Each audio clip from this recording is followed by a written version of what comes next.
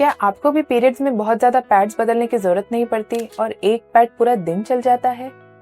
मैं हूं डॉक्टर अर्चना Kanwar Sisodia, Krishvi IVF, south Bhopal, Ahmedabad से।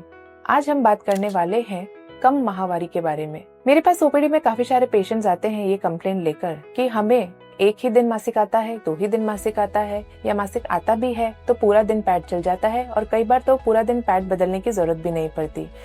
जनरली जो ब्लीडिंग होती है माहवारी में वो 60 से 80 ml के बीच में नॉर्मल मानी जाती है।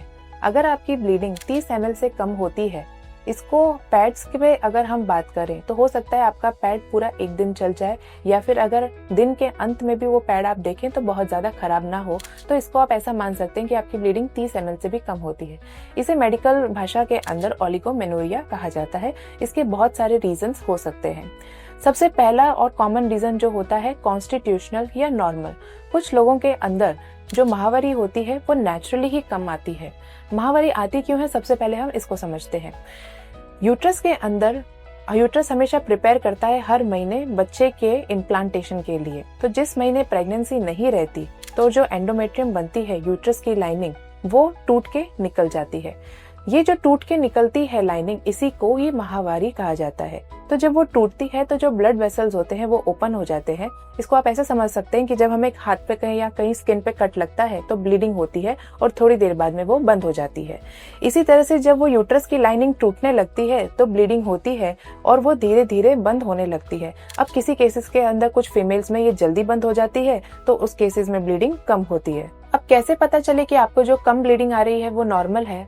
तो अगर आपकी ब्लीडिंग जब से चालू हुई, यानी कि जब से पीरियड्स आना चालू हुए, वो कम ही आते हैं, या फिर आपको किसी भी तरह की हार्मोनल बीमारी नहीं है, कोई मेडिकेशन चालू नहीं है और पीरियड्स कम आते हैं, तो इसको आप एक नॉर्मल पीरियड्स मान सकते हैं।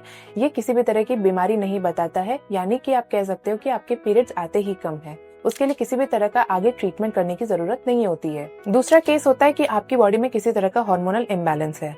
फॉर एग्जाम्पल जैसे कि थायराइड का लेवल अगर बहुत कम हो जाए, या जिसे हम हाइपोथायराइडिज्म कहते हैं, या थायराइड का लेवल बहुत ज्यादा हो जाए जिसे हाइपरथायराइडिज्म कहा जाता है। ऐसे केसेस में जो ब्लीडिंग होती है वो कई बार ऐसा होता है कि बहुत कम हो जाती है, और कई बार तो इतनी कम हो जाती है कि या तो पेशेंट को सिर्फ स्पॉटिंग आती है, या तो फिर कुछ केसेस के अंदर 2-3 महीने के लिए माहवारी एकदम बिल्कुल बंद भी हो सकती है। तीसरा इसका एक कारण हो सकता है AMH का लेवल। अगर आपका AMH लेवल काफी कम है तो ऐसे केसेस में भी जो ब्लीडिंग होती है वो काफी कम होती है। तो अगर आपको इनमें से कोई भी तरह की प्रॉब्लम हो सकती है तो आप डॉक्टर के पास में जरूर एक बार अपना हार्मोनल चेकअप जरूर कराएं। आशा करती हूँ कि इस वीडियो से आपको कोई नई जानकारी जरूर मिली होगी। Thank you so much.